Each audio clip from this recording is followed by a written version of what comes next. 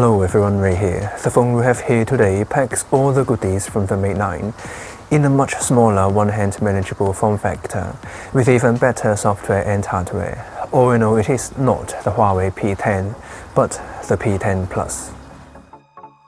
Yes, it is a Plus phone, but same as the extra-large Pixel XL, it packs a mainstream 5.5 inches display. But thanks to those slim bezels around the screen, it is way more compact than even the Pixel XL.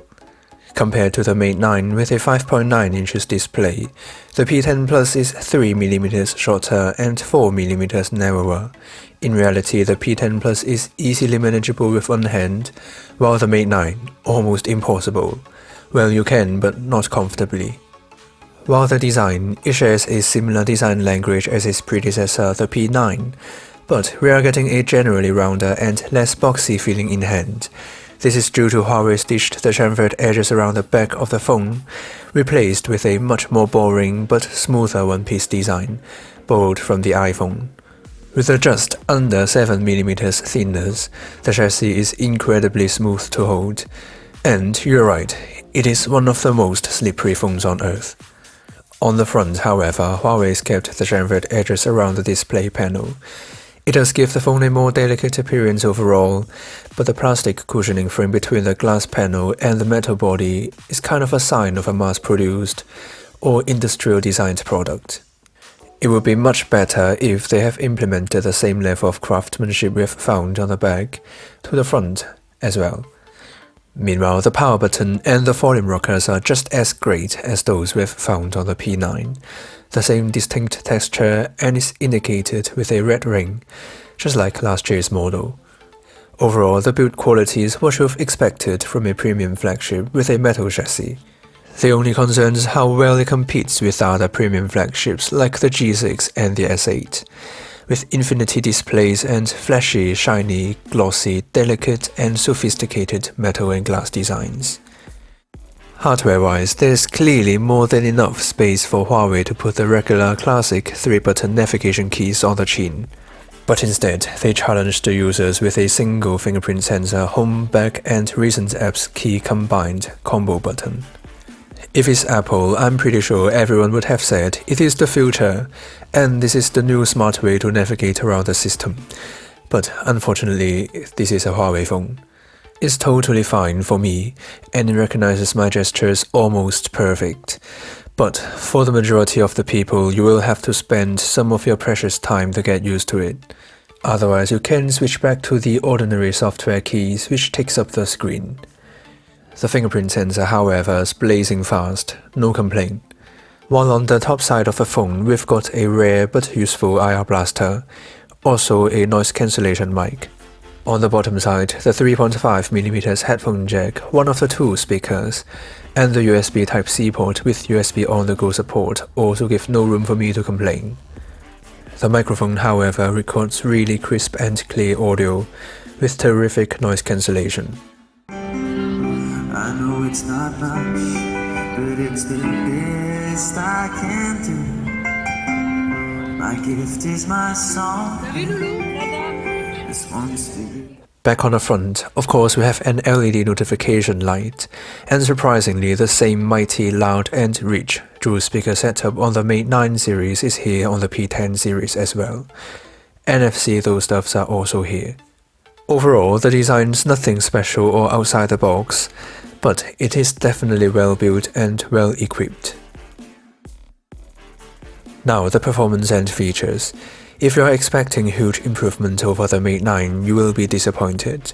Instead, the P10 Plus is a slightly better optimized phone based on the same Android 7.0 system.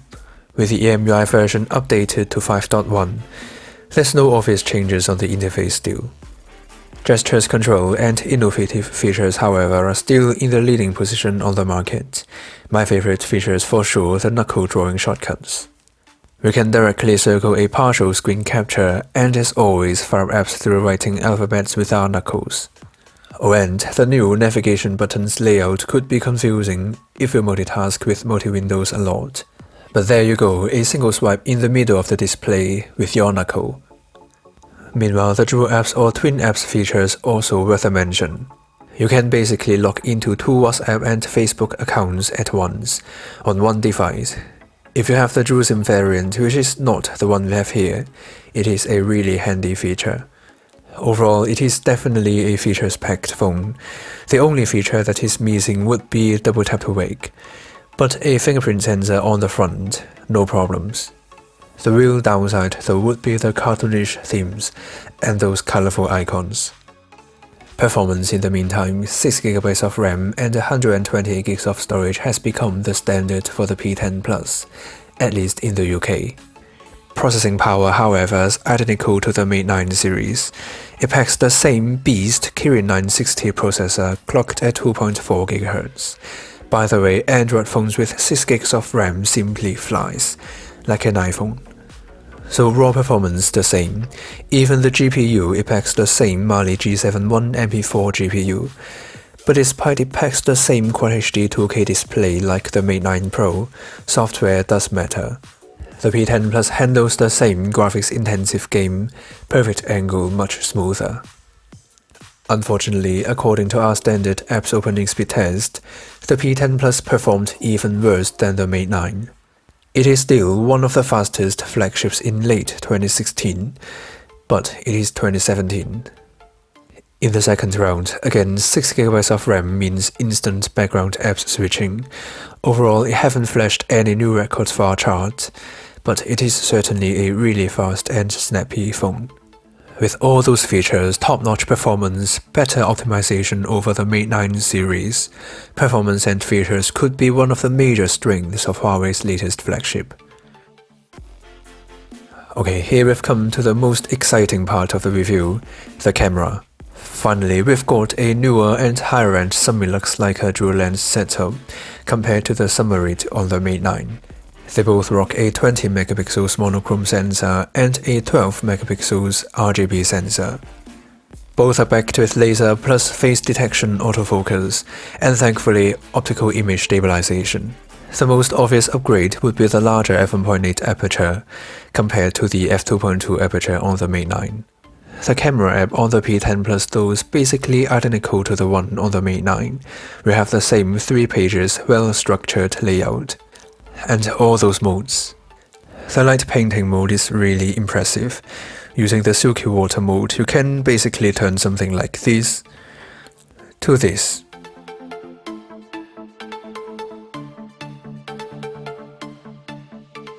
It also captures light trails or light painting as the Mate 9 does.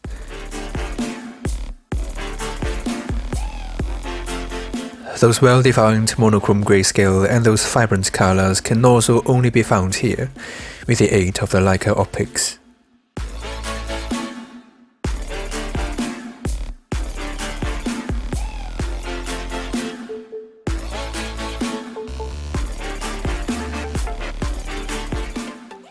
The similar dual lens mode that simulates bokeh effect from the widest f0.95 to the narrowest f16 is also here, while f4 would be the sweet spot for most scenarios.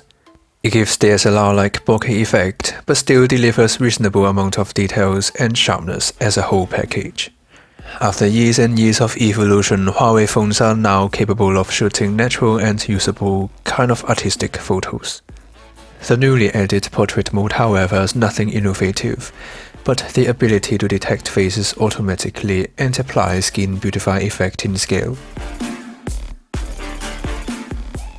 The actual big thing is actually the Leica optics on even the front camera, so we have the same magical DSLR-like bokeh effect while even taking selfies.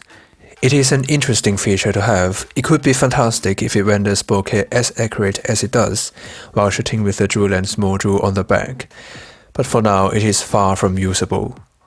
Another innovative and interesting feature is the dual lens mode. For video, we can even live preview the bokeh effect while capturing the videos. Unfortunately, it doesn't support optical image stabilization, and the bokeh effect tends to jump in and out randomly.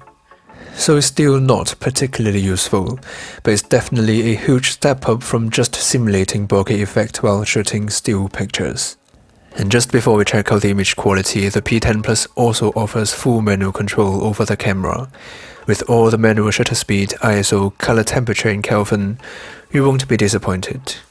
So the image quality, first of all, stay tuned for the comparison between the Mate 9 and the P10 Plus. We will compare the image quality briefly today for sure, but definitely more on the upcoming full comparison. We'll also compare the Leica optics to the Pixel XL and the HTC U Ultra, which are both the most capable camera phones, in a minute. Generally speaking, the P10 Plus shoots really vibrant and saturated photos under broad daylight. It simply pops and stands out with its strong personality in describing colors. The dynamic range is also perfect after switching to HDR mode manually. Yep, it lacks auto HDR, so in reality it could be frustrating for average users. The camera ISP, however, is still far from perfect. It tends to over-sharpen the images and result in some ridiculously unnatural photos, where they should be literally natural.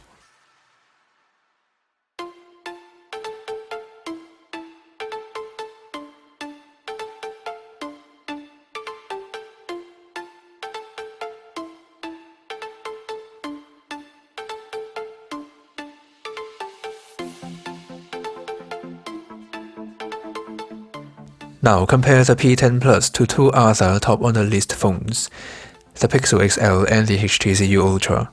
The first shot was actually taken in one of the most challenging scenes you can imagine, pointing directly towards the sun. But the greenish-white balance make it a less promising photo than the one taken with the Pixel overall.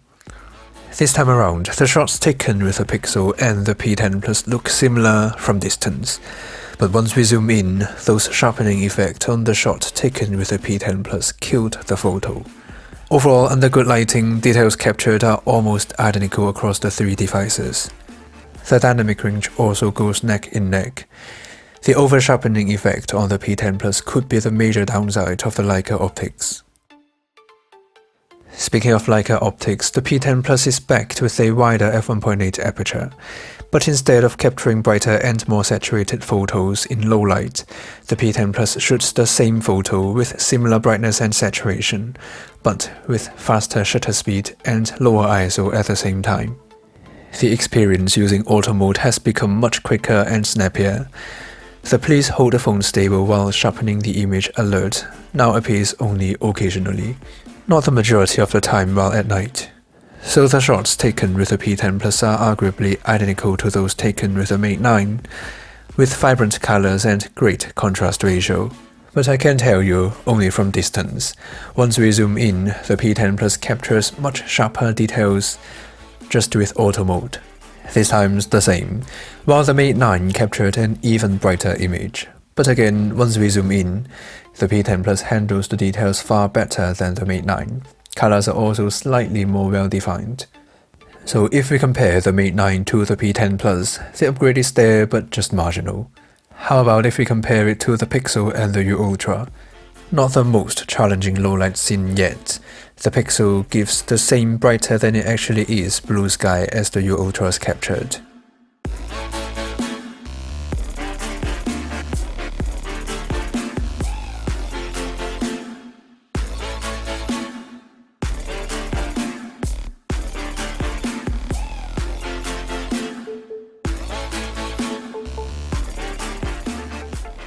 Getting even darker, the Pixel gives the most saturated photo out of the three, but it also suffers from the lens flare issue and the warm white balance. The U Ultra manages to capture as bright photos at night, but with much less noise and generally smoother. So as you guys can see here, the P10 Plus lags behind in extreme low-light photography. Of course, we can get much better result out of this camera via manual mode, but we are comparing apple to apple, auto mode to auto mode here today. Video recording's also kind of disappointing. It shoots rock-stable handheld videos no matter if I hold the phone as stable as I can, or even when I was walking. The software stabilization has caused jelly effect everywhere in the videos. So it does captures 4K videos, but it's simply not the best phone for shooting videos. With the amazing Leica optics, we've also got a really gorgeous Quad HD 2K IPS display, squeezing 540 pixels per inch on a 5.5 inches display. What amazed me though was the incredible 1600:1 contrast ratio. It gives the best and purest black on an IPS display, and those AMOLED-like punchy colors. It is absolutely one of the best IPS displays I've seen.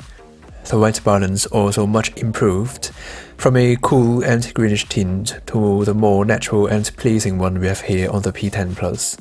The higher contrast and the punchy colors, even when we check out the same picture or video, the contents simply pops on the P10 Plus. The display is actually closer to the one on the U Ultra, which is one of the best LCD-based displays out there.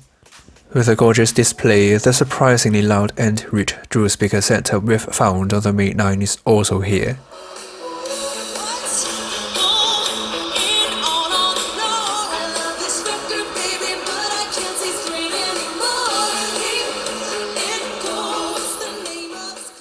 Mid to low frequencies are even stronger than the boom sound speaker on HTC's latest flagships. Impressive. Headphone audio output has also got nothing to worry about. Huawei's kept the 3.5mm headphone jack on the P10 series. But to be fair, it delivers the same audio quality as the Mate 9 series, which is not necessarily bad, but nothing out of ordinary, just average flagship standard. But overall, a really gorgeous display and a fantastic pair of dual speaker setup, plus flagship headphone audio quality. Last but certainly not least, the battery life. The smaller 5.5 inches chassis together with the under 7mm thinness, Huawei's given the P10 Plus a smaller 3750 mAh battery than the 4001 on the Mate 9. Still above the average but driving a Quad HD IPS display.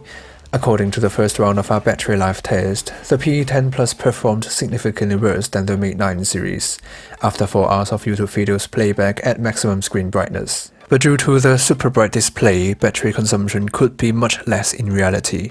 So in the second round of our battery life test, all the tests were done at 50% brightness.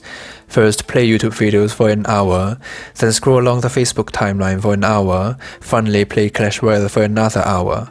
Altogether 3 hours of media consumption. The P10 Plus performed actually identical to the Mate 9, not bad at all.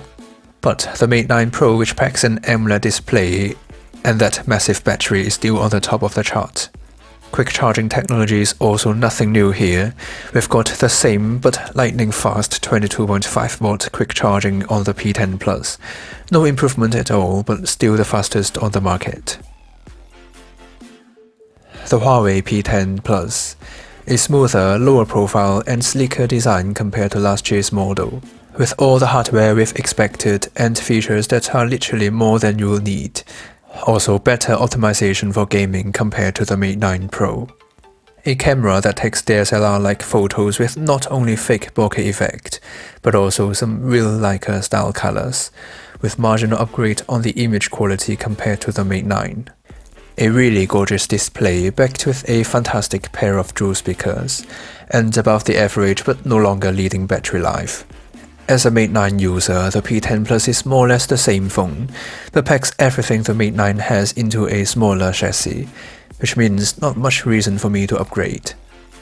But if it's the first time for you to try a phone from Huawei, which is the better pick, stay tuned for the comparison between the Mate 9 and the P10 Plus. So that's it for today. Hope you all enjoyed my review on the Huawei P10 Plus. Like it if you liked it, and don't forget to subscribe. There are also 2 more videos here for you to watch next. See you next time.